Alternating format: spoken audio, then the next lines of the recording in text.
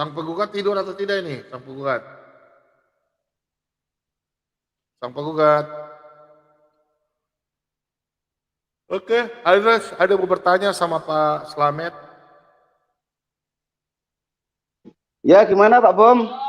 Iya, ini saya tanya Anas. Anas, Gimana saya boleh Anas, bertanya, gimana Anas? Anas? Oh, Anas, Pak Bom boleh bertanya? ya. Saya boleh bertanya? Aduh, saya baru nak bertanya, Om. Sebentar saja. Boleh. Sebentar saja. Pertanyaan saya Oke. kan nggak pernah sulit-sulit. Saya mau tanya Anas, jaminanmu apa untuk kau bisa selamat ke surga? Apa kau melakukan perbuatan atau apa? Oh, kalau dalam saya Islam, jaminan tu Iya, kalau saya Muslim. rasa tak ada. Iya. Tak full lah Pak Om, tak full. Dia tak ada jaminan. Oh, tak macam di Kristian, macam Islam ni dia kepada amalan Pak Om, amalan yang dilakukan ataupun amalan yang dibawa oleh Nabi Muhammad SAW. Jaminan tu saya rasa tak ada lah Om, jaminan. Dia bergantung pada masing-masing. Macam tu. Amalan yang dibuat. Jahat dia ke. Tapi saya kalau begitu saya berat kalau masuk agama istilahnya saya imani ya ke tempat kalian. Kalau tidak ada janjian begitu saya nggak berani, Anas. Benar. Oh tapi begini Om, ada janjian juga Om. Janji ada juga. Cuma janji Allah tu tak kuat ataupun mengikuti perintah dia, jaminan dia syurga lah. Gini Anas. Ada ayat dia Al-Quran. Kita bicara sebagai sahabat sih. Ini timbangan ini. Anas tahu nggak? Ini Anas punya dosa, ini pahala. Anas bisa tahu nggak dosa dan pahala beratnya sama? Bisa tebak nggak? Ini dosa. Tak tahu Om. Ini pahala. Tidak tahu kan? Tak tahu. Tak tahu kan? Tak tahu. Berarti Anas nggak bisa masuk surga kalau begitu. Oh, usaha lah Om, usaha. Gak bisa, biar kita usaha mengenal pun tidak tahu. Tidak tahu mana ini Anas. Iya, ini maksudnya kita bicara, nggak usah bicara agama. Kita bicara realitas saja. Masa kita tidak tahu timbangan ini, ya toh? Nah, ini. Kita tahu dosa kita nggak dengan penebusan, dengan pahala yang kita tabur. Contoh kita berbuat baik. Contoh perikop malam hari ini kan? Betul nggak? Pak Bobom punya malam hari ini khotbah. Berbuat baik, kerja keras, berbuat baik dan menabur. Ini berbuat baik ini atau ini. Mana mau timbangan ini? Inikah atau ini? Kan kita tidak tahu, Anas. Kalau Yesus itu jaminannya banyak sekali.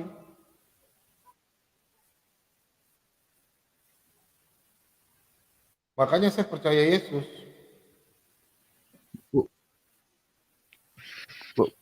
Bukan begitu Om. Gini, kalau dalam Islam ni dia berusaha setiap hari Om. Kan sebab kita tak tahu dosa kita banyak mana kan. Iya memang berusaha. Tapi saya tahu, saya mengerti itu. Cuma maksudnya Anas tahu nggak? Timbangannya itu loh. Kalau kita berusaha. Tahu-taunya kalau dosanya masih kamu masih terangkat, kira-kira gimana? Dosanya yang di atas? Itu maksud dia. Kalau janganlah tinggal solat, janganlah tinggal puasa. Pastilah berat lebih kepada pahala. Begitu dalam Islam ni. Tidak bisa. Kalau begitu nggak ada bisa manusia bisa. Tak bisa lah Om. Iya. Boleh Om. Saya baca hadis itu. Iya, Anas. Saya baca kitabmu. Kan ada saya juga Muslim. Katanya sampai sekarang dia nggak jawab-jawab. Dia nggak jawab-jawab karena ya begitu. Tapi saya nggak memaksakan. Coba kau berpikir secara logika saja. Kita nggak usah bicara agama, logika saja. Kira-kira bisa nggak kita tahu kita punya dosa beratnya berapa, penebusannya berapa? Bisa tahu nggak? Tak tahu Om. Macam tak tahu. Tu sebab macam saya sendiri, ni jujur pada saya Om. Saya memang tak tahu dosa saya banyak mana sejak saya cukup umur kan. Kalau akhir balik tu kan, saya tak tahu dosa saya banyak mana, pahala pun banyak mana. Tapi saya berusaha sebab apa? Timbangan tu kan dia berat belah mana kita tak tahu.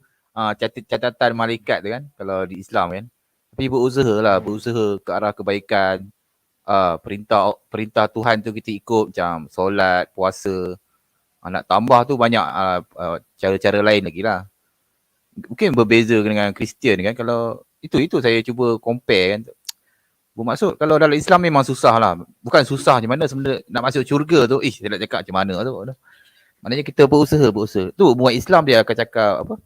InsyaAllah kan. Mana setiap hari tu. Anas begini kan, Anas mau belajar. Menurutmu Anas ini punya nenek moyang Adam dan Hawa?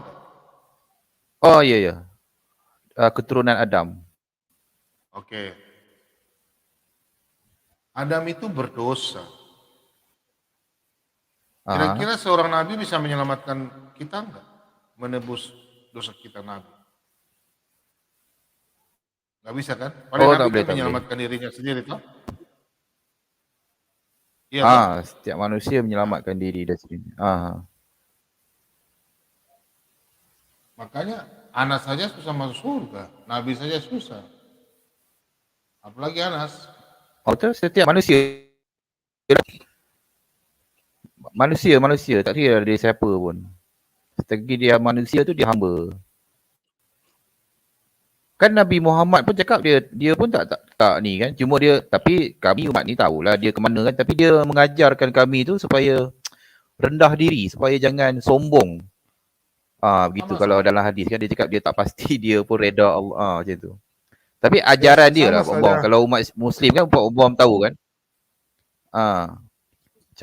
Macam Pak Bom tahu kan kalau umat Islam ni dia ajaran yang dibawa oleh Nabi tu. Itu yang kami praktik kan. Supaya membawa kami ke syurga itu.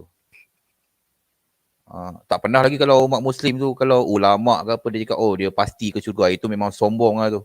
Kalau ulama mana dia cakap macam tu kan. Tolak tu. Kalau ada dia semayang kan sampai dahi-dahi dia lebam hitam kan. Itu kalau dia cakap dia pasti itu kemak. Tak boleh terima. Kalau umat Muslim ni kalau dia tanya dia akan cakap insya-Allah. Tapi tu saya kaji-kaji kalau saya baca hadis. Anas, logika aja. Ini maksud saya, kau berpikir, kalau saya bicara agama, kita bicara ini saja tentang manusia saja. Kira-kira kalau Anas tahu nggak berapa dosa, berapa banyak, berapa kurangnya? Tak tahu, tak tahu. Itu makanya, itu aja. Karena saya tidak tahu, makanya saya mengikuti Yesus. Contoh nih begini. Jangan macam tu, Om. Nah, maksud saya nggak mengajak kamu. Saya bilang tentang saya. Bukan maksud saya. Maksud saya keimanan tu kan bahaya Om, macam tikam nombor. Begini Anas, sekarang ini betul, Anas betul, di Malaysia namanya apa? Bioskop ya. Ada bioskop nggak di Malaysia? Apa tuh bioskop? Teater, tempat nonton video, film. Cinema. Panggung wayang. Ya, panggung wayang lah. Tutup toh dalam bangunan, kita masuk dalam nonton film lah. Apa namanya ya? Bioskop itu. Masa Anas tidak tahu? Panggung wayang. Kalau saya ada gernat. Namanya panggung wayang. Panggung wayang, Om. Panggung wayang. Film-film di YouTube itu terputar di layar lebar. Pak Bom. Namanya panggung wayang Pak Bom sana. Namanya panggung wayang. Ya, bioskop itu panggung wayang. Ya. Oke, sekarang ini Anas. Saya kasih logika aja. Sekarang ini Anas dengan saya mau ke nonton panggung wayang, tidak punya tiket. Paham nggak? Kita dua ini harus nonton tuh film. Besok kita pindah ke tempat lain. Tapi saya dan Anas harus nonton. Kalau nggak nonton, rugi. Tahu nggak? Ya? Okay, sekarang saya dan Anas ke sana nggak punya duit. Tapi pingin nonton. Sekarang saya tanya, yang penjaga kartis itu Anas kenal nggak?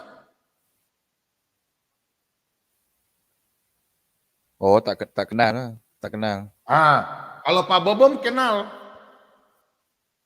Pak Bobom bisa masuk nggak? Paham nggak? Maksudnya begitu anak. Saya bukan logika saja. Penjaga gawang, penjaga wayang nih. Ya, Anas nggak kenal. Iya toh? Kan di kitabnya Anas itu kan Isa Al-Masih datang akhir zaman. Ya benar nggak? Mematahkan salib dan membunuh babi, ya kan? Betul nggak? Saya nggak tahu lah, pokoknya Anas punya kitab lah. Saya nggak tahu lah. Ya? Sekarang kalau Isa Al-Masih datang, dia kenal nggak? Dia kenal Anas nggak? Isa Al-Masih kenal Anas nggak? Oh, tak kenal aku sebab saya kan umat Nabi Muhammad. Iya. Nah sekarang kalau penjaga karcis, kenapa bukan nabinya Anas yang datang akhir zaman? Kenapa Nabi Isa? Oh, Nabi Muhammad kan selesai dah tugas dia. Ya, terus kenapa Nabi Isa yang datang? Terus nanti kalau Nabi Isa datang, dia bertanya, gini Pak Umar, gini. Ini minta maaf Pak. Kalau Pak Umar tahu kan kalau keimanan Islam Nabi Isa datang untuk apa kan? Kalau keimanan ada sudut perspektif Islam, Nabi Isa tu kan datang, kan dulu tugas dia belum selesai. Dulu kan dia diangkat oleh Allah. Dia akan datang lagi di akhir zaman. Tugas cuci pakaian. Tugas cuci pakaian belum selesai. Nabi Isa cuci pakaian belum selesai. Bukan. Atau bukan. masak. Kan kalau di sini kan dia diangkat ke syurga kan? Masak kurma. Hah? Bukan, kan dia disalib, dia salib kan? Kan Allah selamatkan dia. Ni dari Islam lah. Kan masa dia nak disalib tu dia diselamatkan kan? So, dia akan turun lagi nanti, akan mematahkan. Bukan pergi matah salib, bukan. Mungkin dia menjelaskan apa yang kesalahfahaman yang dulu. Ini dari sudut Islam lah. Yang membunuh babi. Bukan pergi bunuh babi satu-satu. Maksudnya dia akan jelaskan yang babi tu. Itulah kan. Dia maksud dia hadis tu gitu. Tangan saya ni sudah bunuh babi lebih 1,000 ekor. Anas, satu kali nanti saya bikin video. Satu kali nanti kau lihat saya bikin video Natal, puji Tuhan. Nanti saya bunuh babi cuma 1 kali. Babi nggak perlu dipegang. Saya tikam babi. Saya kalau tikam babi 1 kali saya langsung babi tewas. Bikin papillon Pak. Tapi Omong, saya nak tanya Omong. Saya nak tanya, kalau babi kan mana harap babi paling enak? Kau makan Anas, setan tidak bisa kena kau. Kan dia lama tu kan? Takkan buat. Tak, maksud saya cari-cari jawapan dia kan. Ya, betul. Cuma itulah apa? Daripada keimanan saya lah tu kan. Tapi kalau logika yang Pak Umum bagi tu, saya setujulah kalau macam neraca tu kan kita tak tahu dosa, pahala apa tu kan. Tapi itulah kalau yang saya faham sejak saya belajar Islam. Itulah maksudnya mana kita berusaha lah kan. Takat yang boleh, semampu boleh kan. Begitu. Itu yang saya mau tanya Anas. Saya mau tanya Anas. Logika Anas itu kira-kira bagaimana kalau memang Isa yang datang, penjaga karcis tadi loh. Penjaga karcis itu Anas nggak bisa masuk kah? Coba Anas bacalah di Yohanes 12 ayat 46 sampai 48. Coba Anas baca ya, saya bikin ya. Yohanes apa? Yohanes ini 12. Ini kata Yesus langsung loh. Semua firman Tuhan yang ditulis ini ada saksinya.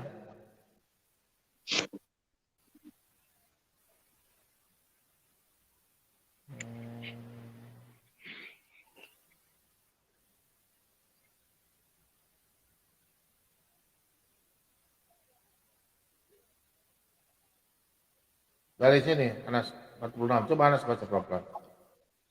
Oke. Yohanes 12:46. Aku telah datang ke dalam dunia sebagai terang supaya setiap orang yang percaya kepada aku jangan tinggal di dalam kegelapan. Okey. Dan kalau seorang mendengar perkataanku tetapi tidak melakukannya, aku tidak menjadi hakimnya sebab aku datang bukan untuk menghakimi dunia melainkan untuk menyelamatkan. Ni bila Pak Umar? Yang kali kedua ke yang dah datang lepas? Iya, nanti dunia selesai. Okey.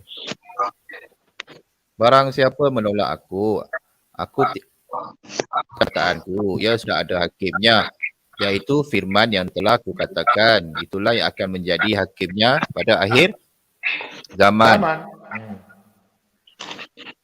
Ini kata Yesus loh. Oke. Nah. Pak Umum. Okey. Gini. Kebetulan Pak Umum, kebetulan. Memang saya nak tanya tentang Yohanes ni Pak Umum. Pak Umum gini. Pak Umum pernah dengar ada satu agama kan? Ada satu agama Sabian Mandain. Pak Umum pernah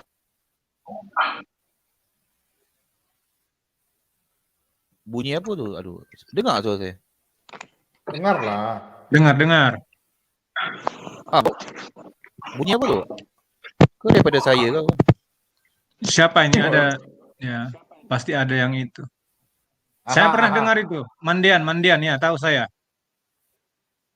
Pak Bom, kebetulan Yohanes, saya cuma nak mengetahui apa pendapat Pak Bom kan, kalau berkenaan dengan agama Sabian Mandain ni. Kalau dia kan dia kepada Yohanes kan, adakah ayat Alkitab tentang agama ni Om? Apa pendapat Pak Bom tentang agama? Sebab dia pandu kepada Yohanes kan. Dia menganggap Yohanes tu sebagai nabi utama, tapi saya tak pasti Tuhan dia ataupun dia masih kepada Yesus apa. Cuma saya membaca saya masih tak faham ni. Kalau golongan Sabian, dia sekarang dia ada di Iraq. Yohanes tu bukan nabi, dia rasul. Tapi kalau pada agama dia menganggap tu, ada ke ayat dalam Alkitab sesuai dengan Alkitab kalau agama ni? Maksudnya apa? Nabi siapa? Yohanes itu murid Yesus. Dia hanya mencatat apa yang Yesus katakan. Dia saksi. Nanti kau baca di 1 Yohanes 1 sudah ayat 1 sampai 4. 1 Yohanes 1 ayat 1 sampai 4. Bukan Pak Bom. Mandian itu mempercayai Yohanes Pembaptis, bukan Yohanes murid Yesus. Pembaptis. Ya. Kenapa Yohanes Pembaptis? Yohanes Pembaptis. Kalau yang di Injil tu bukan Yohanes Pembaptis. Dia ada dua Yohanes. Ada dua. Yang menulis itu Yohanes Rasul. Itu kesaksian Yohanes itu ada di Yohanes 1 ayat 1 itu sampai 3 kalau nggak salah. Itu kesaksian Yohanes yang menyampaikan. Itu Yohanes Pembaptis itu di Islam itu Nabi Yahya. Bukan ya? Yahya. Yahya Pembaptis. Yahya ibni Zakaria. Iya, anaknya Zakaria, ya benar. Yohanes Pembaptis itu beda. Mana? Beda. Terus kalau Zakaria bapaknya siapa? Tapi Yohanes Pembaptis tu ada tak di dalam Kristian? Ada kan? Ada. Masa membaptis di Sungai Yordan tu dia kan? Iya. Di Matius 3.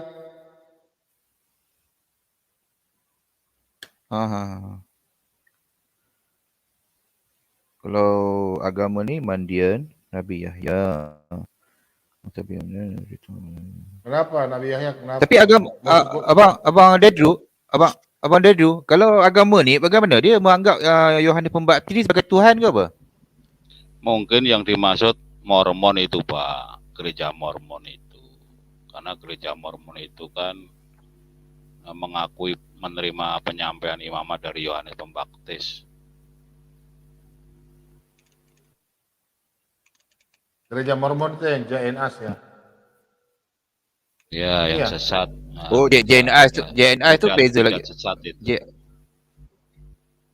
gereja orang-orang Anas. akhir zaman. Aha. Anas. Ya, ya. Om. Ya. Ah. Kau kasih tahu JNAS, tolong titipan Pak Bom. Aha. Tolong pertanyaan kau kasih Mazmur 82 ayat 1 sampai 3. Yang gampang aja. Kejap. Ambil. Ya, kau catat. Tanya dia ya, dia bisa jawab nggak? Mazmur 82 ayat 1 sampai 3.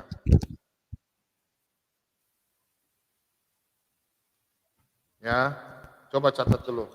Nanti kau tanya, nanti kau lapor sama saya. Aduh, ya. Ya, Bang. Oh, ya. Tidak. Mau berapa? Mazmur 82 ayat 1 sampai 3. 1 sampai 3. Yang gampang-gampang saja. Nanti saya nih. Tapi dia tak banyak beza Bom di kaji. Cuma dia menganggap Yesus tu dia tak ada nama Yesus. Dia terus ke Yesus Ya sudah enggak apa-apa. Ya sudah. Yahweh. Nanti kau tanya sama dia punya pimpinan. Tanya itu di Mazmur 82 ayat 1 sampai 3. Apa yang dimaksud dengan sidang ilahi? Nanti saya tanya dia ya. Saya jamin dia sampai tutup channel juga dia tidak akan bisa jawab. Ini lagi saya tanya. Kau tanya sama dia ya.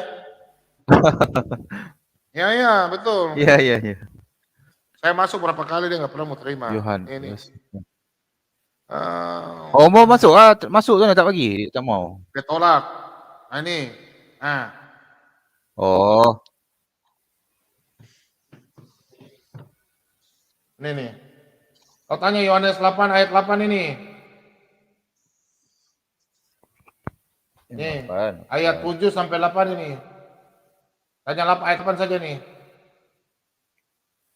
Yohanes 8 ayat 8. Nih, kenapa lalu ia membungkuk pula dan menulis di tanah? Pertanyaannya. Pertanyaannya kau tanya sama JNAS itu sama guru-gurunya. Yang Yesus tulis itu ya kalian bilang Yosua Hamasia itu menulis di tanah, dia menulis apa itu? Mantap tuh pertanyaannya tuh. Nah, kau kasih tahu dia. Nanti kau ganggu dia. Betul. Betul. Nah, tanya sama dia bisa atau tidak? Yesus diam kan? Yesus diam dan duduk menulis di tanah. Yosua Hamasia itu menulis di tanah. Apa yang ditulis? Karena kan dia mengakui tahu Yosua Hamasia itu kan Tuhan kan? Allah sendiri kan? Tanya apa yang ditulis itu? Minta dalil. Ya? Nah, masih mau ada pertanyaan? Banyak pertanyaan Pak Bom. Tanya sama dia. Mampu nggak dia jawab? Saya yakin tak mampu dia jawab. Itu baru gampang-gampang, belum yang sulit-sulit. Tanya aja.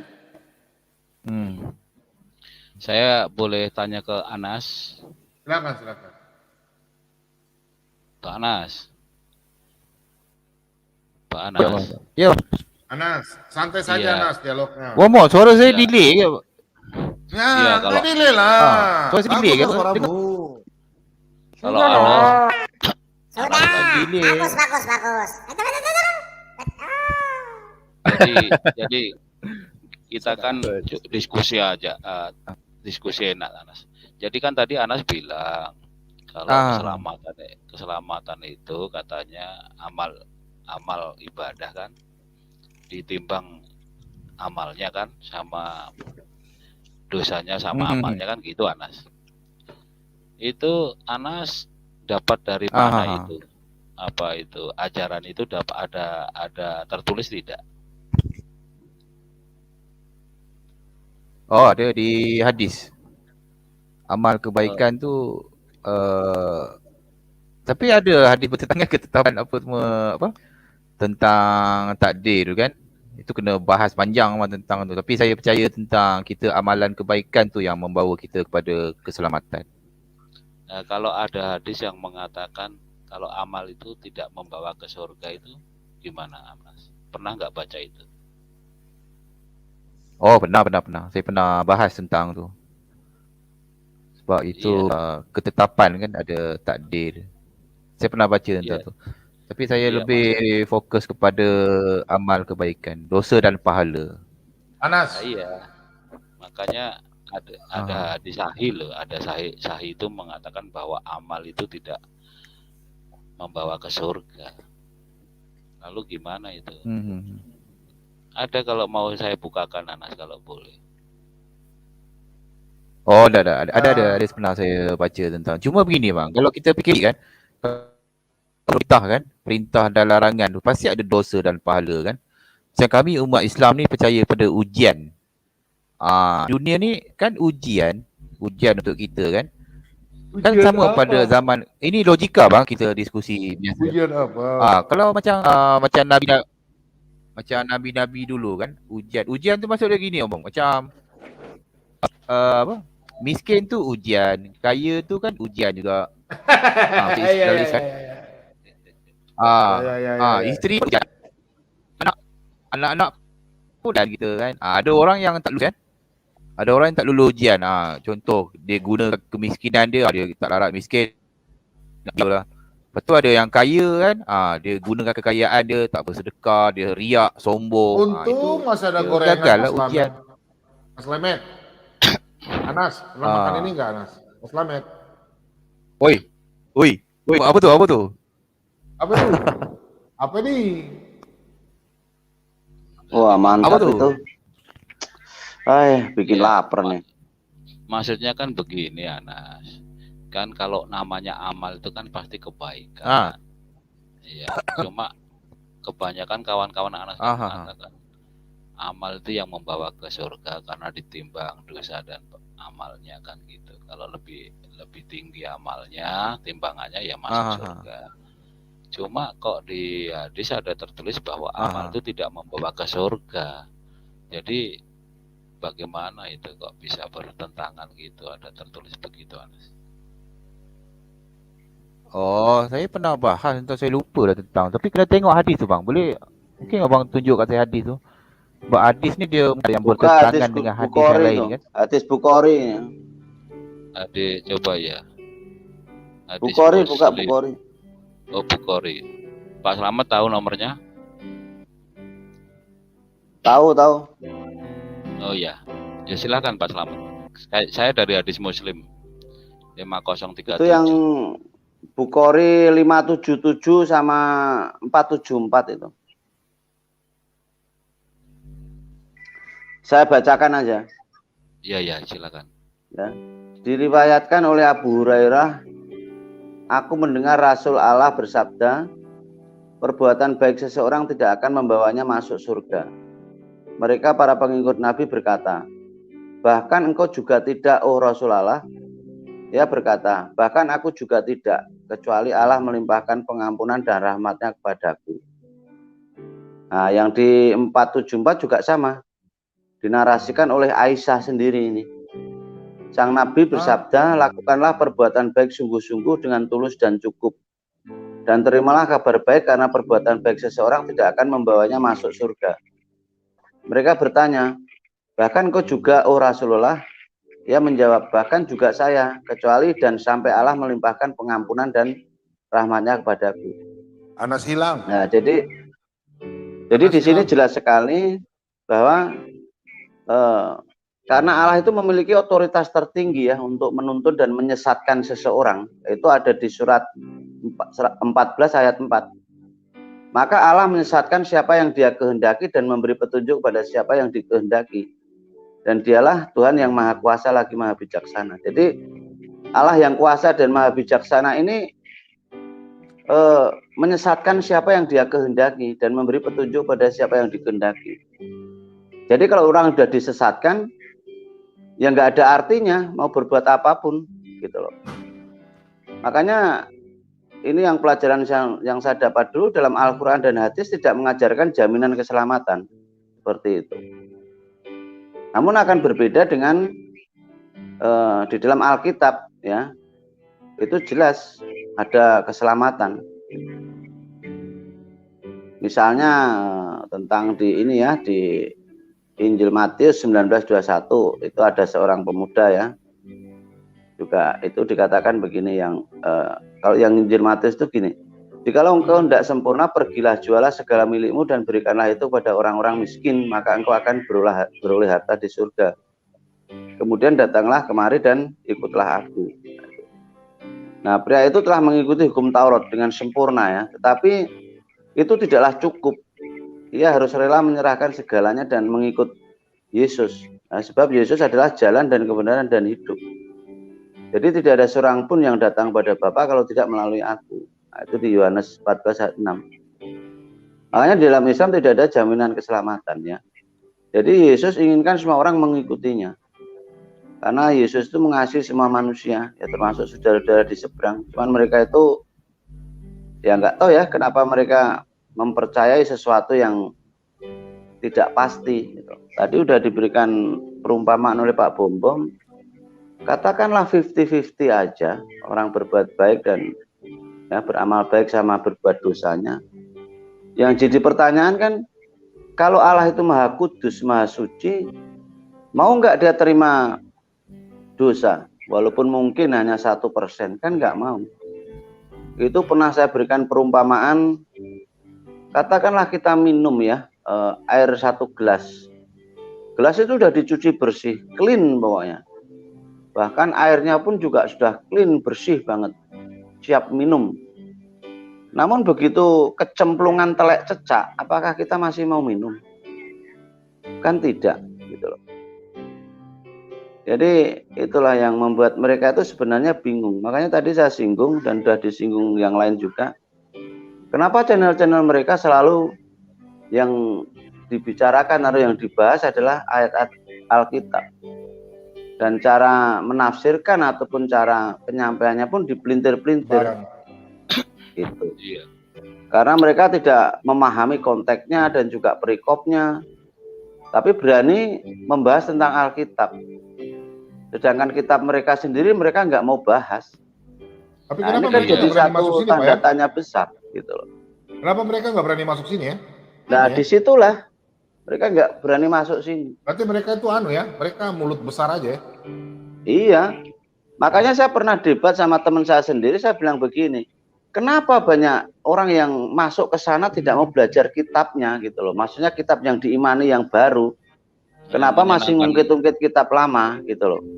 Menyenangkan. Makanya kemarin saya dengan teman kan sempat ngomong gini ya, banyak yang kenal lah teman saya ini, beliau juga orang yang udah terima Tuhan Yesus. Beliau ngomong gini, kalau di sana itu baru masuk sudah pakai kerudung atau mukuna sudah bisa khotbah.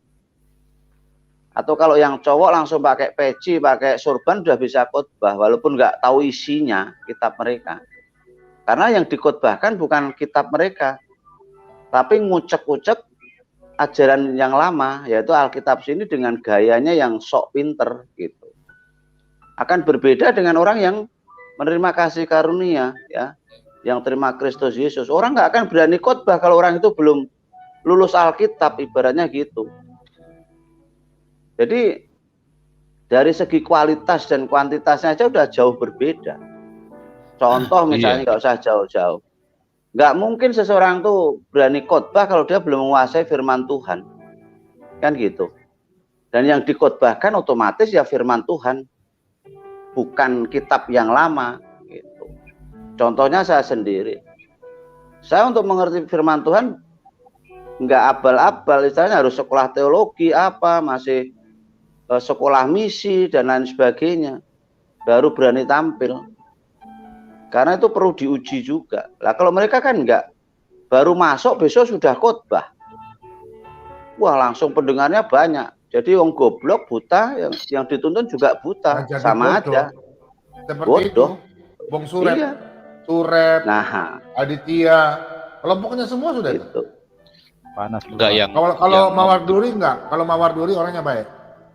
Iya. Cuma saya Yang mau tantang itu Ustadz NS tuh, NS itu, Ustadz ada namanya Ustadz NS di dalamnya. Iya makanya sangat kasihan gitu loh. NS, sini yuk, bahas Alkitab di saya. Yang biasanya di Aditya ya, namanya NS. Ayo, kau ajar saya Alkitab dulu. Ayo, kau bertanya sama saya 10, saya kasih kau 1 pertanyaan saya.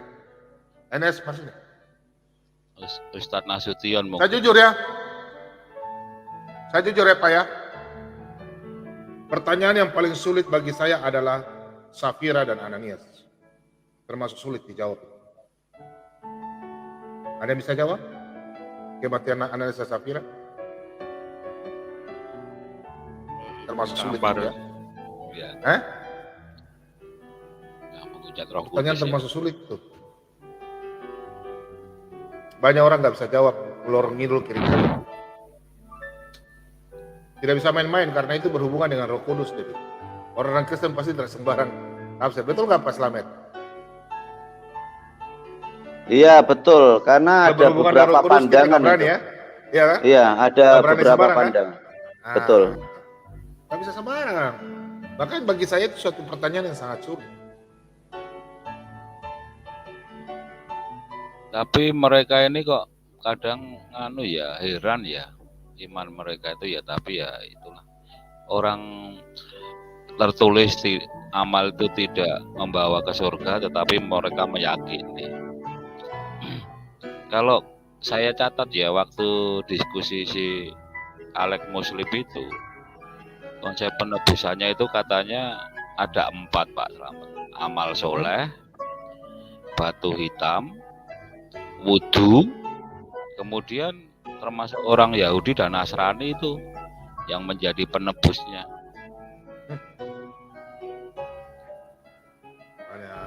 Ajaran apa? Ya itulah, imani saja. Padahal Itu dari Amerika nggak pernah masuk ya, namanya follow up. Siapa lagi namanya? Pak Datre? Yang dari Amerika siapa kemarin follow up ya? Yang di salju-salju itu. Iya, blow up. Ya blow up ya. Blow up. Ya. Kok udah nggak pernah masuk lagi ya? Iya. Siapa tahu dia ada di salju-salju lagi. Di mana kemarin dia bilang ya? Dia nggak hidup di tempat itu, Pak. Dia hanya passing by aja, hanya lewat saja. Dia mungkin Oh. berkunjung ke sebelah timur, kemudian mau balik ke sebelah barat, Oh ya. lewat Colorado. Colorado itu memang selalu ada salju. Tadi tinggalnya di California, gitu Pak. Bom. padahal California banyak tornado ya Pak ya. Enggak Pak, kalau tornado itu malah di daerah sebelah tengah, di tengah dan terus ke sebelah timur sedikit lah. Jadi Midwestern itu banyak tornadonya. Tempat kami ini juga banyak tornadonya juga. Ya memang harus nganu ya. Tapi biasanya sudah ada ininya ya, alat untuk mendeteksinya ya. Iya, ada, tapi ya begitulah namanya. Kadang-kadang itu terjadinya itu udah apa ya? Di malam hari orang lagi tidur gitu. Jadi kadang-kadang walaupun ada apa namanya itu? Detektor. Sirennya itu nggak kedengaran atau bagaimana?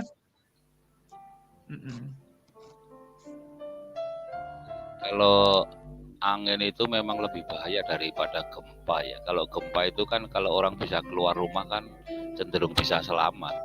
Kalau angin itu biar keluar rumah ya tetap bahaya. Iya. Dan juga anginnya itu bukan muter gitu Pak. Jadi seperti apa ya? Bukan anginnya itu kencang lurus satu arah begitu, muter dia. Jadi itu keangkat semua itu, rumah-rumahnya keangkat, apanya keangkat gitu.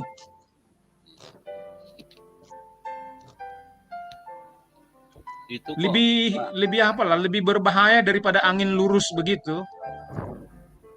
Kalau angin kencang misalnya 50 km per jam Pak ya. Kalau itu muter, itu lebih bahaya lagi begitu.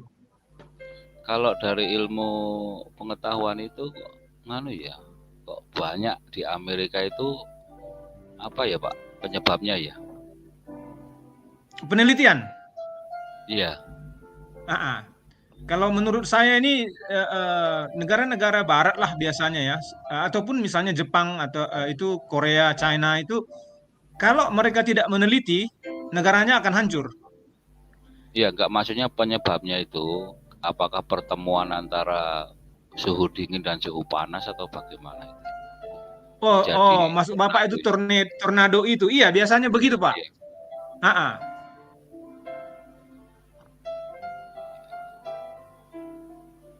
Ya, Itu saya instabilitas itu karena apa ya? Energi lah kita bilang ya. Karena energi itu kan apa? Ditentukan juga oleh, bukan sebetulnya ditentukan, tapi indikator energi itu adalah misalnya suhu dingin dan panas kan, kandungan energi itu ditentukan itu. Nah, kalau itu bertemu ya itu yang parah itu. itu sampai ada sapi aja terangkat ya Pak ya. Iya. Nggak. Kalau kalau hanya angin lurus ya sapi itu ya tetap jalan ya. Kalau angin muter itu terangkat dia seperti di vakum gitu, Pak.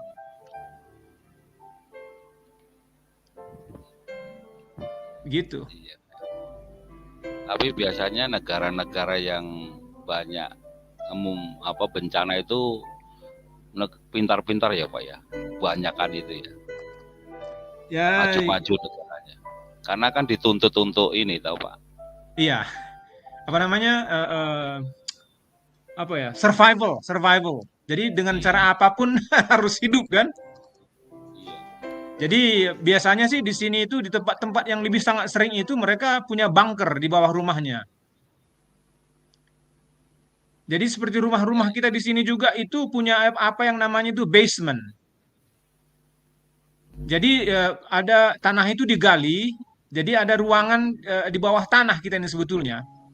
Jadi pada Iya, umumnya rumah-rumah di sini itu 2 tingkat. Satu tingkat di bawah tanah, satu tingkat lagi baru ada di atas, ada selevel dengan tanahnya gitu. iya. Iya. Kalau Jadi kalau kalau kalau Indonesia itu ada kesalahan ya memang bikin bunker untuk apa keselamatan tuh waktu Gunung Merapi itu meletus pada lari ke bunker malah mati semua kepangkat. iya, Beda itu. Malah salah kayak pakai itu. aduh, Salah pakai. iya beda. Ya, Pak Ana sudah naik lagi tuh Pak Bom Bom. Silakan diskusi dengan Pak Anas. Oh, line slow. Sekarang clear. Aduh, tadi masalah problem. Iya. Apa Tadi yang amal kebaikan dia? Iya, tadi Pak Selamat tadi waktu ngomong masalah itu ya, amal kebaikan itu Pak Anas keluar begitu. Jadi mungkin Pak Anas nggak dengar apa yang dibilang Pak Selamat tadi sebetulnya. Masalah signal. Sekarang oke kan? Dengar tak? Dengar. Aduh, masalah internet ni. Itulah maksud saya, kalau dalam keimanan Islam kan gitulah, mungkin berbeza kan kita kan. Kalau betul lah abang cakap amal kebaikan tu tidak membawa ke syurga kan. Saya ada baca tentang hadis tu. Cuma ginilah pendapat saya, kalau tentang tu sebenarnya Nabi Muhammad kan sallallahu alaihi wasallam kan ada hadis dia mengatakan dia pun atas rahmat Allah kan, atas rahmat Allah, maksud dia kebenaran Allah, atas izin Allah, insya-Allah dia akan cakap kan.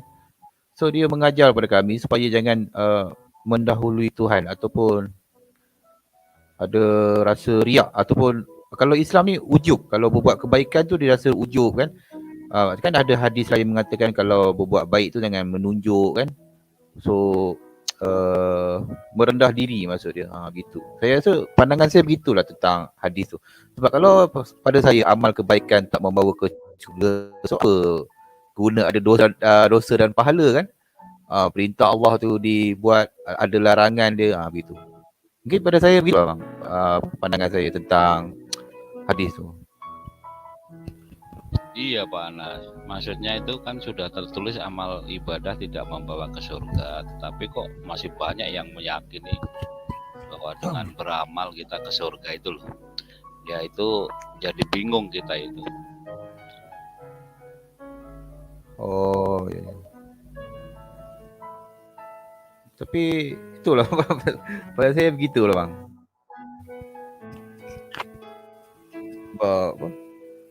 Kan banyak sekarang Muslim kan, kita umum mengetahui kan banyak Muslim sekarang bagaimana kan keadaan sekarang.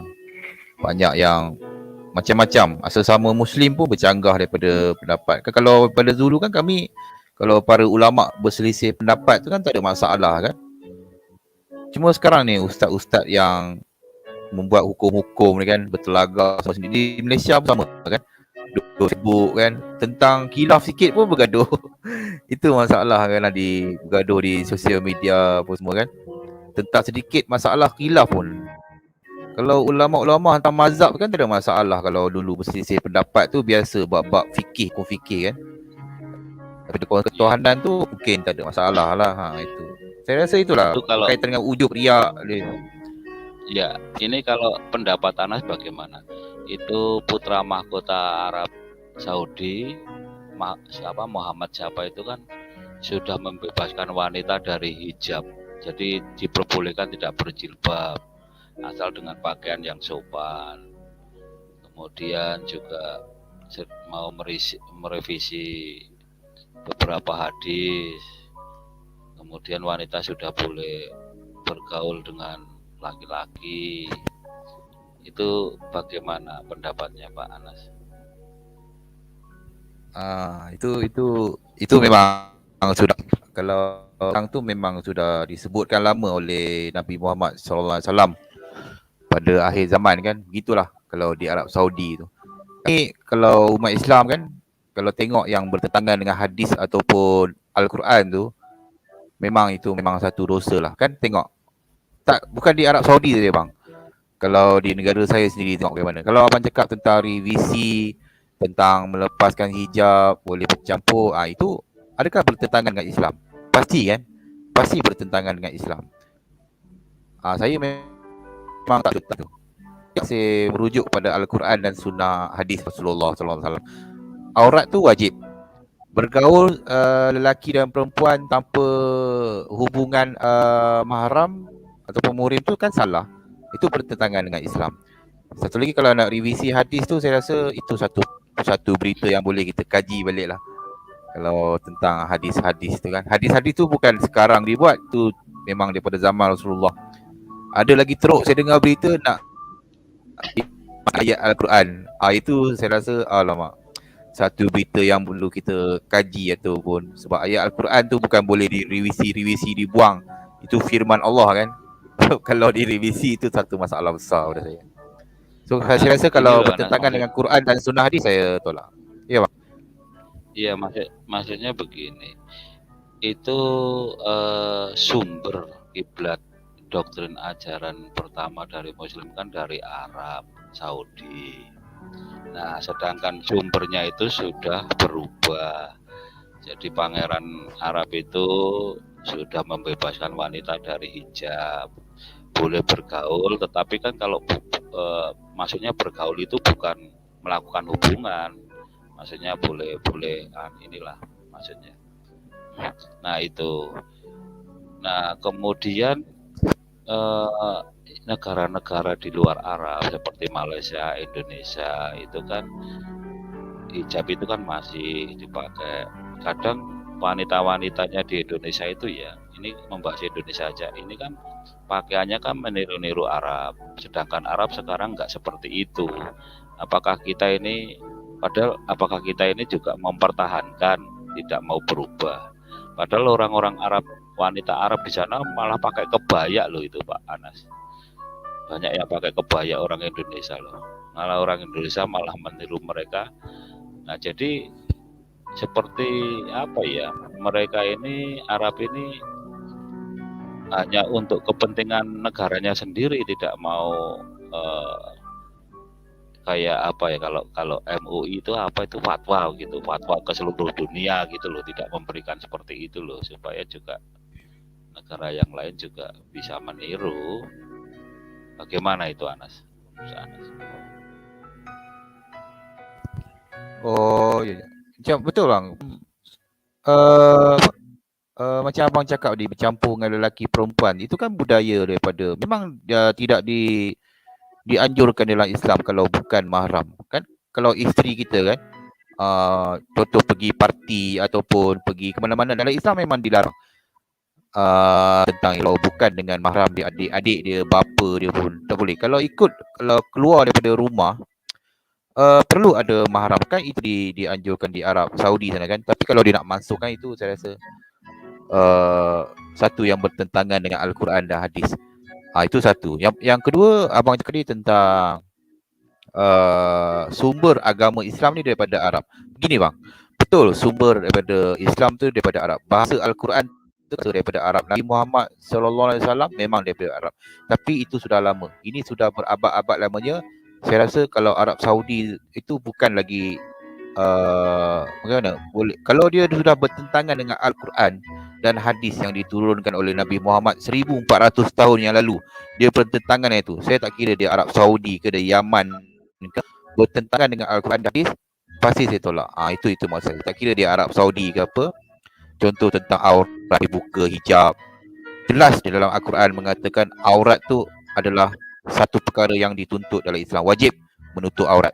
Tapi kalau Arab Saudi mengatakan itu boleh menunjukkan apa, melepaskan hijab, kan sudah bertentangan dengan Al-Quran dan hadis. So patut kita tolak lah. Wajib kita tolak. Itu bukan hukum daripada Islam. Islam memang aturan dia keras sikit. So tak kira dia Arab Saudi ke, dia negara mana, kalau bertentangan dengan Al-Quran dan hadis. Nah, tapi kan mereka kan ya gini Pak Anas, mereka ini kan lah yang sumbernya pertama Al-Quran dan hadis itu di mereka yang pertama itu, dan di sana kan juga ada Ka'bah. Nah, jadi mereka, makanya saya katakan sumber dari ajaran itu kan dari sana. Sedangkan sumbernya sudah mulai berubah, negara-negara yang lain tidak mengikuti itu, bagaimana itu? Jadi bagaimana nanti hukumnya itu? Kan jadi berbeda-beda itu. Oh, memang itu sudah disabdakan, diberitakan oleh Nabi Muhammad SAW apa yang akan terjadi nanti. Ini Arab Saudi itu akan satu masalah pada kerajaan dia, akan berlaku perebutan kuasa. Sudah diberitakan oleh Nabi Muhammad dulu. Akan tibanya takkan tiba hari kiamat kalau tidak berlaku itu. So kami umat Muslim, kalau pada macam saya Islam atau umat Muslim keseluruhannya tahu tentang itu. Itu saya maksud tadi bang. Apa yang tentangan dengan Al-Quran dan hadis, kita tolak orang tu. Tak kira siapa. Arab Saudi, betul abang cakap. Kaabah di Mekah, mereka mengontrol Kaabah. Bagaimana kami nak melakukan haji, itu wallahu alam. Itu ada penyelesaian nanti bang tentang itu. Tapi berita-berita tentang tu sudah diberitakan oleh Nabi Muhammad SAW 1400 tahun yang lalu tentang itu. Kami umat Islam pasti berpandu kepada Al-Quran dan Sunnah hadis. Jelas tentang aurat kan. Aurat tu memang jelas. Betul, aurat satu kewajipan. Tapi kalau Arab Saudi mengatakan begitu, apa kita nak buat? Kita wajib tolak lah, sebab dia bertentangan dengan Al-Quran dan hadis. Saya rasa itu pendapat saya. Berarti kan, ya, berarti nanti kalau misalnya Saudi Arabia melakukan itu, banyak negara-negara Muslim yang tidak setuju, kan berarti bisa terjadi perselisihan, menimbulkan peperangan. Kemudian, betul. Iya toh. Nah kalau nggak demikian, padahal mereka mau merevisi hadis, banyak negara yang lain tidak mau, padahal sumbernya dari mereka. Lalu nanti apakah tidak akan timbul seperti misalnya karena tempat Ka'bah di mereka, Hajar Aswad di situ, apakah akan terjadi perebutan itu, pemindahan Ka'bah atau bagaimana? Kan bisa jadi perebutan Hajar Aswad segala macam itu. Gimana menurut Pak Anas itu? Oh, kalau pada saya mungkin kita tahu kan, kalau Malaysia dia pasti akan berlaku satu masalah nanti. Itu memang confirm kalau berlaku begitu kan. Tapi pada saya, yang saya ulang lagi memang itulah, kami akan berpandu kepada sunnah dan Al-Quran. Yang bertentangan dengan Al-Quran, tak kira pada mana. Kalau menurut saya rasa Malaysia pun menghantar satu wakil kan. Menghantar satu wakil, iaitu di Majlis Ulama. Ya, dia akan sidang di situ. Dia akan sambung sekali tentang itu, wakil ulama. Macam Malaysia menghantar satu wakil. Dia akan bersidang, berbincang tentang itu. Tentang nak revisi hadis ke apa, mesti persetujuan daripada Majlis Kesatuan Ulama Dunia, sedunia ada tu tentang, tak silap saya tempat dia di Syria, tak silap saya. Majlis Ulama tentang revisi hadis ke tentang apa, pasti bersidang di situ. Tapi kalau abang cakap Kaabah nanti nak diubah apa semua tu, saya rasa tu perkara yang jauh lagi kita nak berfikir tentang tu.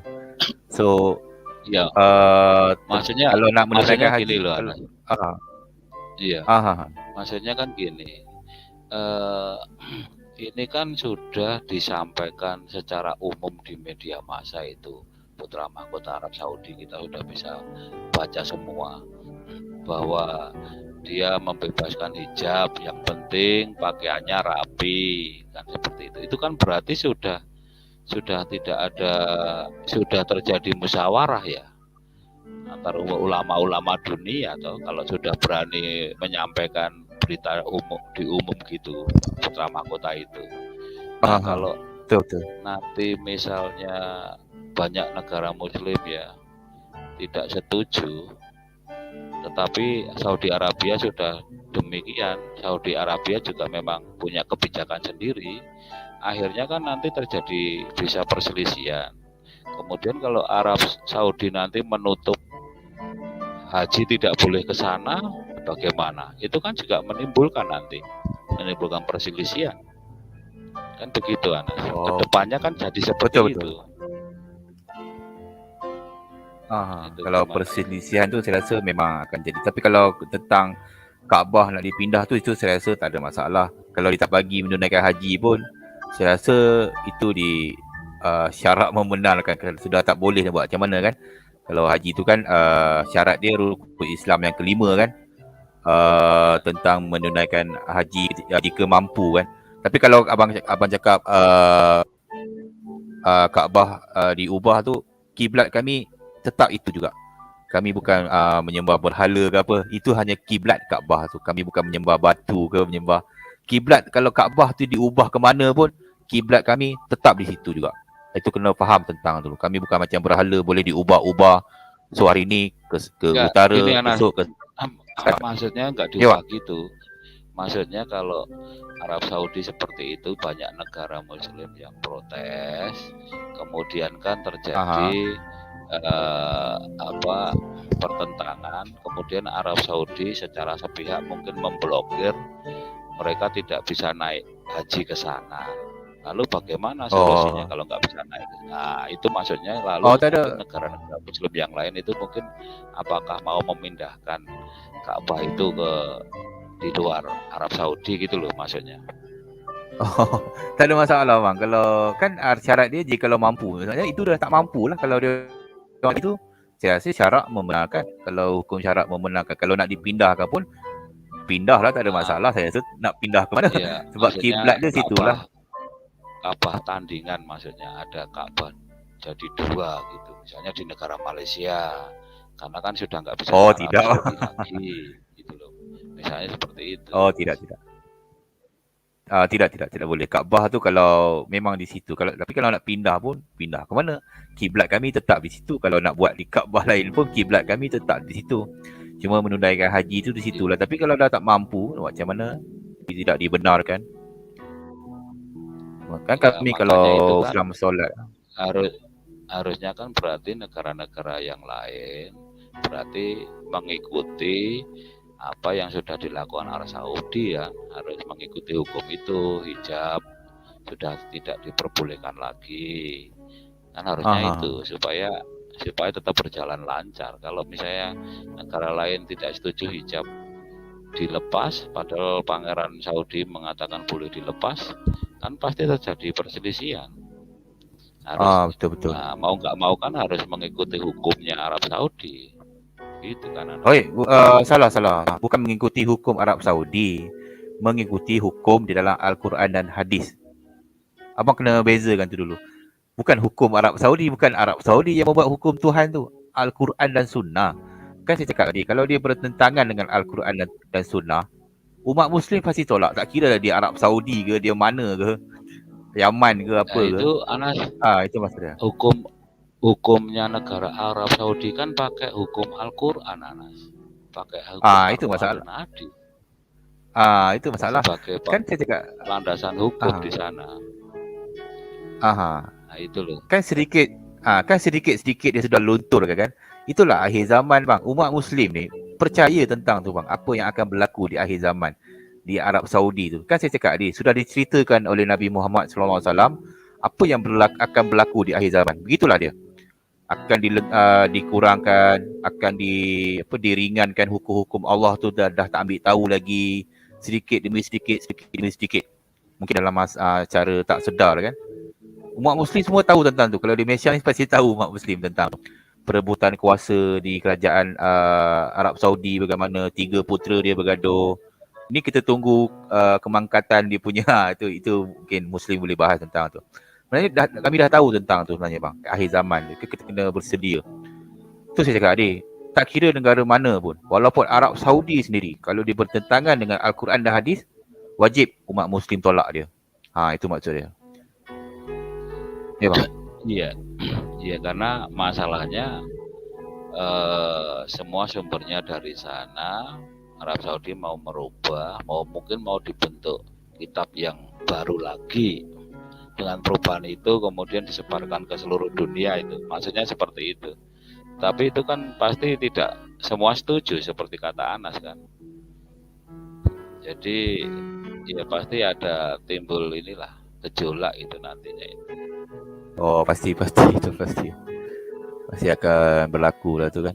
Akan ada persidangan apa semua tu pasti. Kalau betul lah, saya tak pasti berita ni sahih ke tak. Saya pun kurang juga Pak ni kan. Sebab saya di sini pun kalau betul lah memang saya setuju lah abang cakap kan. Pasti akan berlaku satu gempa lah umat Islam dunia kan. Itu kalau Arab Saudi melakukan itu. Kalau nak revisi hadis ke apa tu saya hadis yang mana dia nak revisi tu kena tu pertanyaan timbul pertanyaan juga di situ. Iya, masalahnya kan kita itu tahu kan dari berita kan banyak sekarang memang sudah kemajuan teknologi internet itu kan. Nah itu memang sudah ada itu pemberitaan itu dan langsung ada itu di internet itu. Jadi banyak nanti kalau Anas mau lihat-lihat tuh banyak yang Pangeran Saudi mau merevisi hadis-hadis, kemudian tentang hijab yang tidak diberlakukan lagi boleh asal. Saya kemarin baca 2 hari yang lalu itu, tetapi tetap pakaiannya sopan untuk wanita gitu.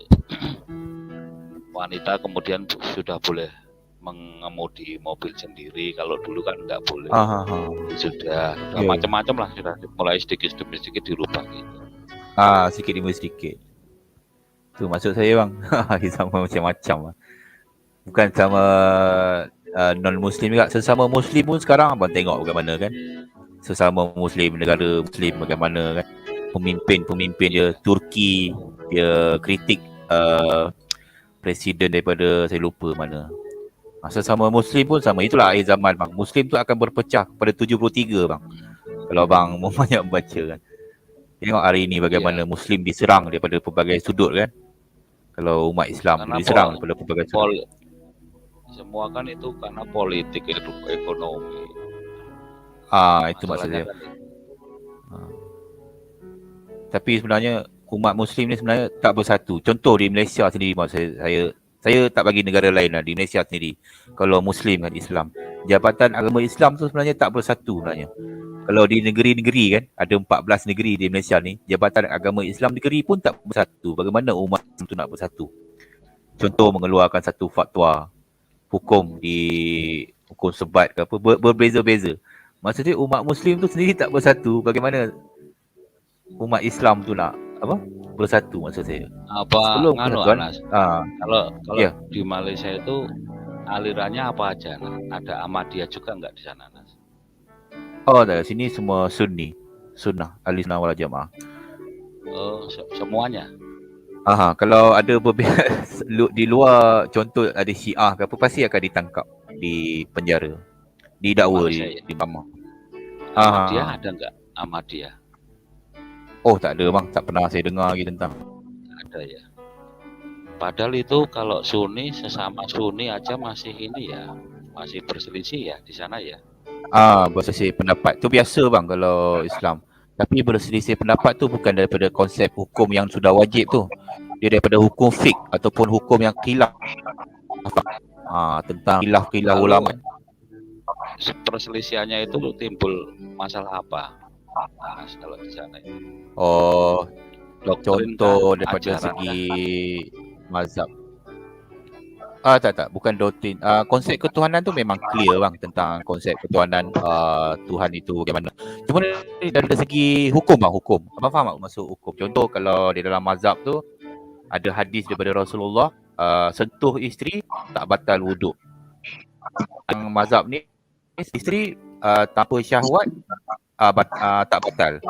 So dia ambil berkait dengan hadis Rasulullah ketika solat, Rasulullah menyentuh kaki Aisyah, contoh dalam hadis tu kan.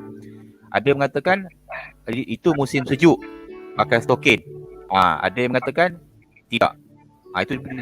Itu tentang tu je sebenarnya. Dia bukan daripada segi Kalau- konsep itu maksud dia. Kalau di Malaysia itu juga banyak yang poligami ya Anas. Oh tak, kurang. Saya rasa tak ramai mas. Saya rasa tak sampai 0,1% pun saya rasa. Yang Tapi dicatat lah, yang tak ada ya, dicatat. ada ya. Ada. Ada, pasti ada. Oh ya. Oke lah. Ya itu Pak Anas, Kalau silakan yang lain. Pak Anas kalau bahaya Oh, iya, itu ngomong suara saya ada- delay pun. Suara internet kurang. Dengar suara saya. halo, iya, saya dengar. Salah Pak laptop Anas. ni. Oh, okey. Aku mau nanya itu Pak Anas, kalau agama Bahai itu dari Islam juga kan tuh pendirinya? Oh. Agama Bahai itu sebenarnya dia mirip Islam. Apa ada di India, dia punya pengasas dia apa? Daripada India. Saya ada tu saya berkait dengan apa? Yang tadi saya tanya tentang Yohanes Pembaptis kan. Itu agama-agama yang mirip Islam. Contoh 11 agama kalau yang- mengesahkan Muslim. Kalau yang Yohanes Pembaptis itu dia sekte itu namanya Nasrani Mandean. Dia anggap Yohanes Pembaptis sebagai nabi. Itu Nasrani Mandean. Tapi udah punah Mirip itu. Islam. Udah punah. Dia mirip Islam kan? Agamanya Ada udah juga punah. macam Belum punah Pak, belum Banyak. punah. Jangan dibilang punah, masih banyak. Tapi memang Masih jumlahnya banyak, Pak. sedikit. Di Australia ada ribuan orang itu. Di Australia. Nasrani Mandean itu apa ya? Iya. Terus satu lagi saya lihat Dia itu berpindah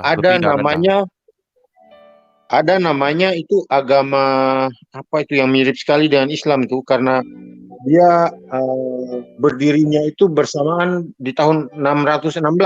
Namanya agama Mani. Itu dia menyebut nabinya itu Humata de Nabi itu sebagai nabi terakhir atau nabi penyempurna juga gitu Pak. Ya, itu Manichaeanisme. Ya, itu bersamaan Agamanya. loh dengan Islam itu. Bersamaan dengan Islam karena berdirinya tuh sekitar tahun 500-an sampai 616 Masehi.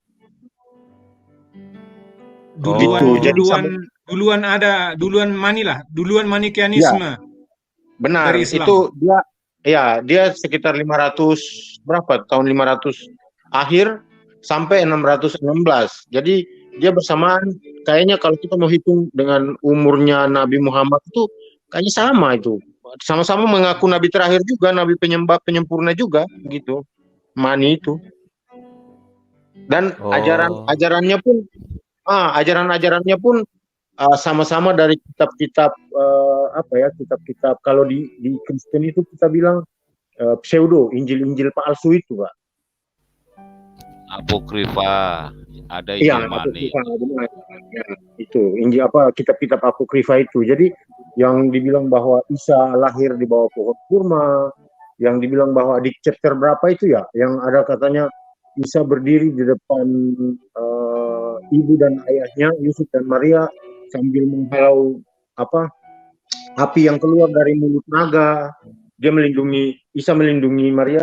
Itu persis loh cerita-ceritanya itu dengan beberapa kisah yang ada di dalam Al-Quran. Terus mengenai Musa yang dibawa lari celananya sama batu itu ada semua. Saya pernah baca bukunya itu Pak. Gitu. Terus makanya itu yang disampaikan Buya Buya Sakur itu, kalau di dalam Ka'bah itu ada lukisan Bunda Maria, itu ya benar karena memang mereka dulu itu Nasrani bidak-bidak. Nah, itulah sebetulnya yang dikatakan bahwa di GS berapa itu yang bahwa Tuhannya 3 itu karena sebetulnya mau menyanggah ke Nasrani itu, bukan ke Kristen. Jadi salah sasaran ini mereka ini. Betul. Makanya intinya kita Kristen itu bukan Nasrani, gitu aja. Nasrani mula-mula itu memang kan benar itu yang pendirinya itu kan Rasul Yakobus ya, adik-adiknya Yesus ya. Tetapi itu kan ketika perang Bar-Kokhba, perang apa gitu. Para jemaatnya terus ininya pindah ke Mesir kalau nggak salah, atau kemana itu saya nggak tahu. Jadi muncul di abad-abad berikutnya muncullah sudah itu namanya Nasrani Mandeani. Gitu. Tapi mereka bukan Nasrani mula-mula, bukan Nasrani awal, bukan. Jadi Mandeani ini benar-benar sekte dia, aliran bidak gitu loh.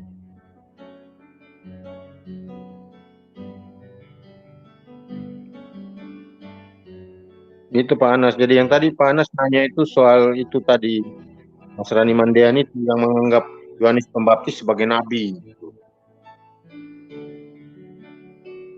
Banyak sebelum Islam ada sekte-sekte yang mendirikan agama sendiri. Terus setelah Islam juga ada itu agama-agama baru. Semuanya mengaku nabi terakhir gitu loh, nabi penyempurna. Jadi bingung kita mau mana yang penyempurna itu.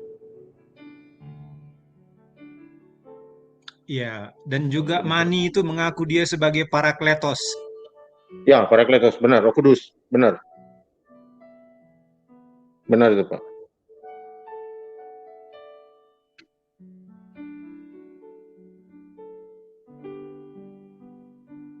Ya, makanya sering saya pikirkan itu bahwa di kolong langit ini tidak ada yang baru. Hanya orang membuat yang baru dari yang sudah ada, begitu aja. Iya.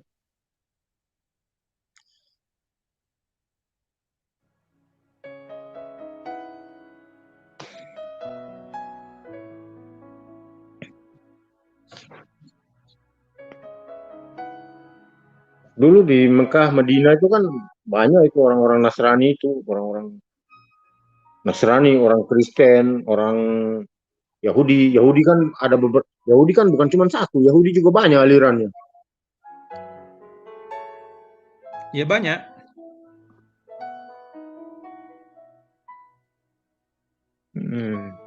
Makanya ketika Al-Quran mengklaim bahwa Nasrani dan Yahudi kayaknya itu salah kaprah kali ya. Dia pukul rata semuanya. Dia katakan bahwa semua Yahudi itu sama, semua Nasrani itu adalah Kristen. Nah itu kelirunya di situ.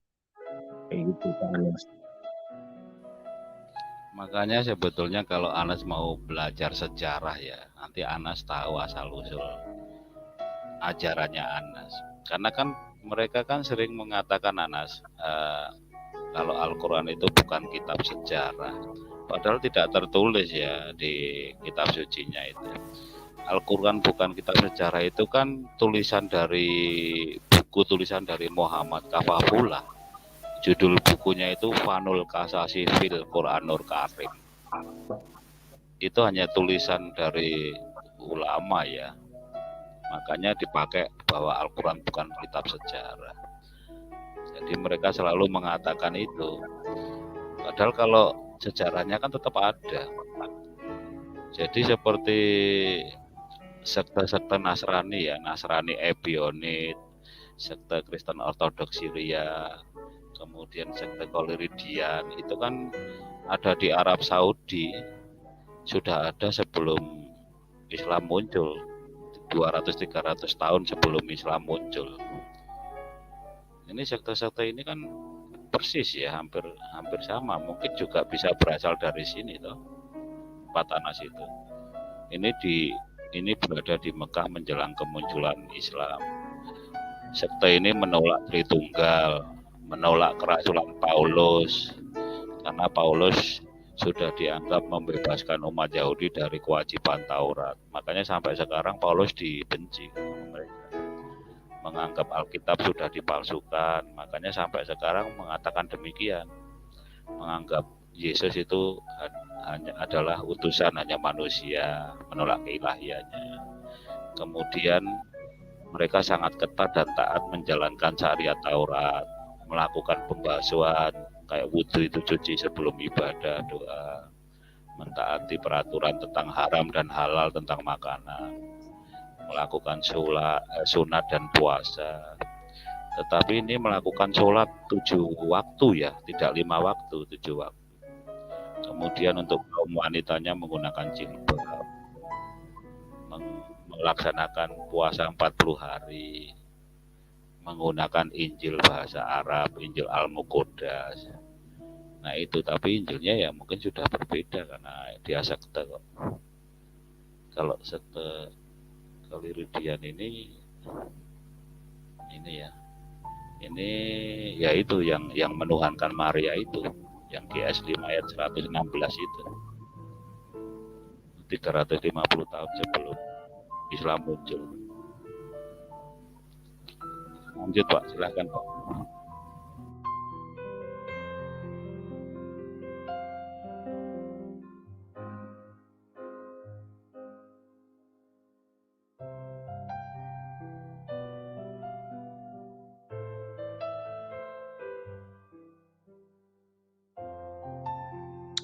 Ya, jadi kalau saya diskusi dengan teman orang-orang dari kaum Yahudi ya, malah bukan Yahudi KW seperti Yahudi-Yahudian di Indonesia itu, malah dia bilang bahwa sebetulnya Quran itu dulunya itu adalah sebetulnya ditulis untuk menegur orang-orang yang sesat ini, Pak, untuk kembali kepada Mesias begitu. Cuma narasinya berubah setelah zaman Abbasid begitu, Pak. Narasinya.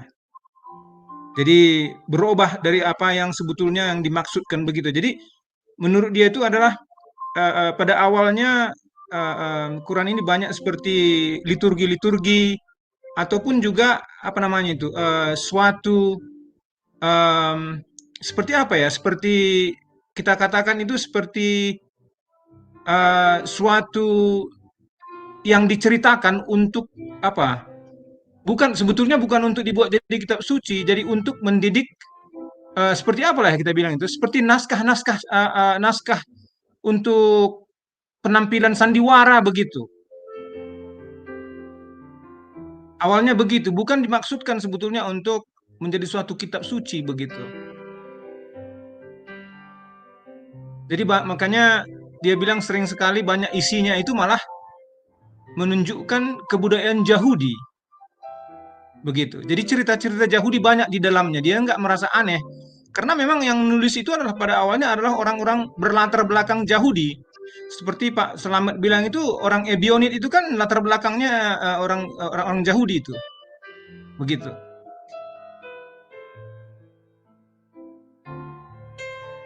Ya, tapi ya dengan jalan waktu berubah tentunya, karena menurut dia itu ya siapa yang berkuasa itu yang menentukan narasinya begitu.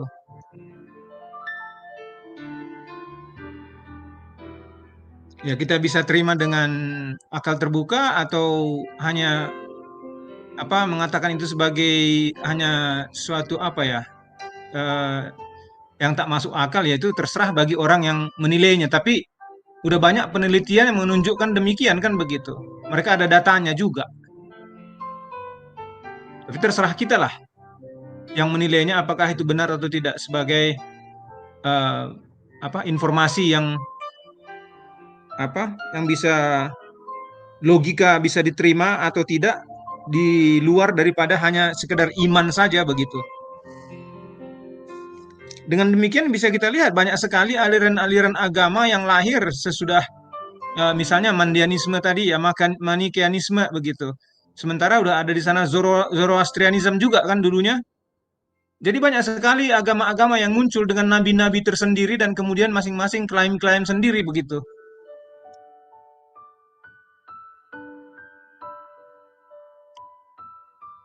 Tapi kita tidak tahu siapa sebetulnya yang menulisnya sebetulnya ini, mengapa jadi begitu.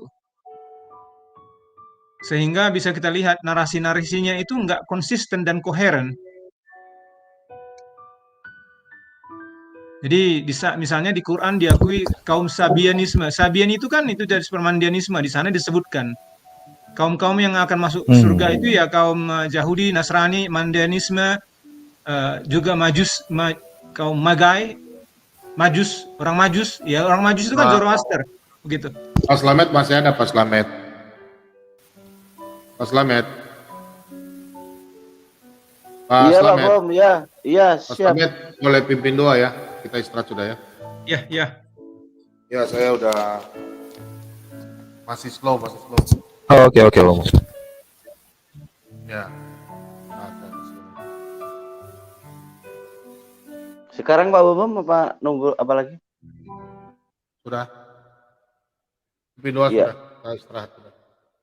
Ya, baik Pak Bom. Mari kita satukan hati.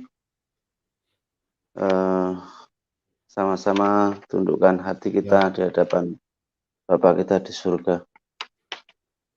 Terima kasih Bapa kami yang di surga. Hari ini kami mengucap syukur kehadirat-Mu. Engkau telah berkati hamba-Mu Bapak Bom dengan berkat jasmani dan rohani. Kiranya kasih karunia rahmat dan damai sejahtera-Mu ya Bapa, dari Yesus Kristus dan dalam persekutuan Roh Kudus akan menyertai Bapak Bom dan keluarga, juga tim semuanya dalam pemberitaan Injil keselamatan-Mu. Terima kasih Bapak, kami juga berdoa buat seluruh hamba-hamba-Mu yang ikut terlibat dalam pelayanan di Solata BM2. Kami percaya Bapak bahwa semua atas tuntunanku sendiri, atas tuntunan Roh Kudus, kiranya semua yang mendengar acara Solata BM2, mereka mengenal kasih karunia-Mu. Tak luput kami juga berdoa ya Bapak, berkati Solata BM2 untuk menjadi mercusuar pemberitaan Injil keselamatan. Berkati Pak Bom dan tim semua dengan berkat jasmani dan rohani. Kami mengucap syukur ya Bapak. Malam ini kami bisa membawakan khususnya Pak Bom berita tentang firman-Mu, bagaimana manusia mengerti tentang berkat-berkat, tentang berkat jasmani dan rohani, terutama berkat rohani ya Bapak.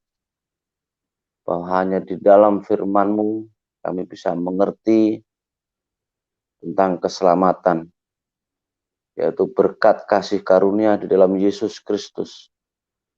Sehingga kami anak-anak-Mu mempunyai jaminan untuk bermegah datang di hadirat-Mu.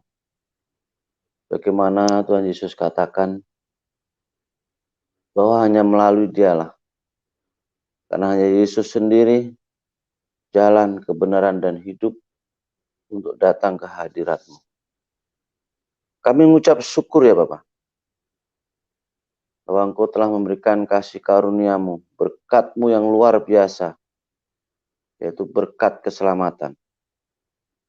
Kiranya firman-Mu yang dibawakan oleh hamba-Mu Bapak Bom bisa memberi kekuatan pada kami anak-anak-Mu, lebih-lebih kami yang masih lemah bisa dikuatkan. Dan kami juga berdoa ya Bapak, untuk saudara-saudara kami yang mungkin saat ini masih mengalami pergumulan, baik dalam kesehatan maupun dalam berkat-berkat yang lain tentang pekerjaan dan lain sebagainya. Kiranya Engkau sendiri ya Bapak.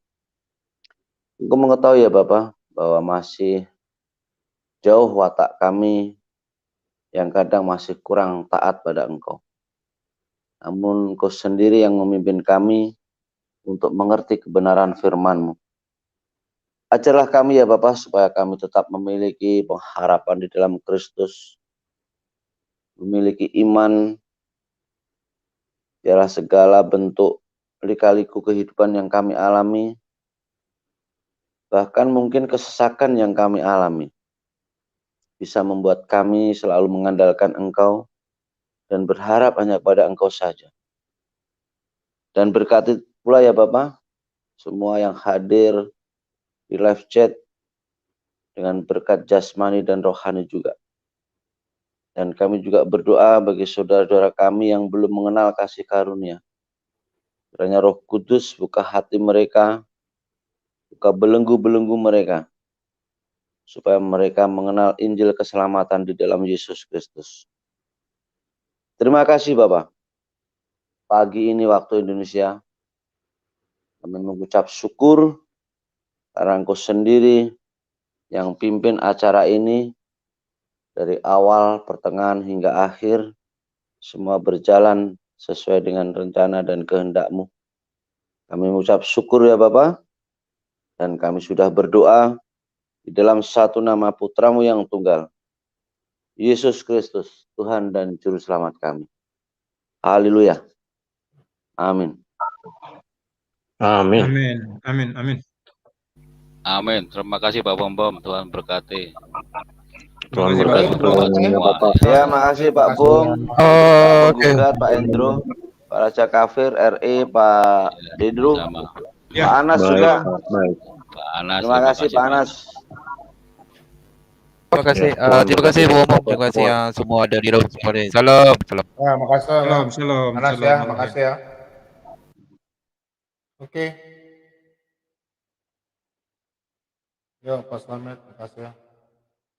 Ya, terima kasih dulu. Tuhan memberkati. Terus berkati.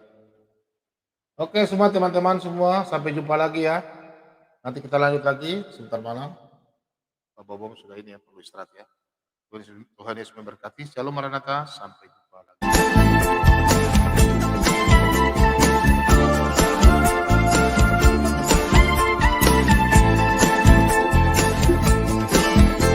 دورت كتير على شيء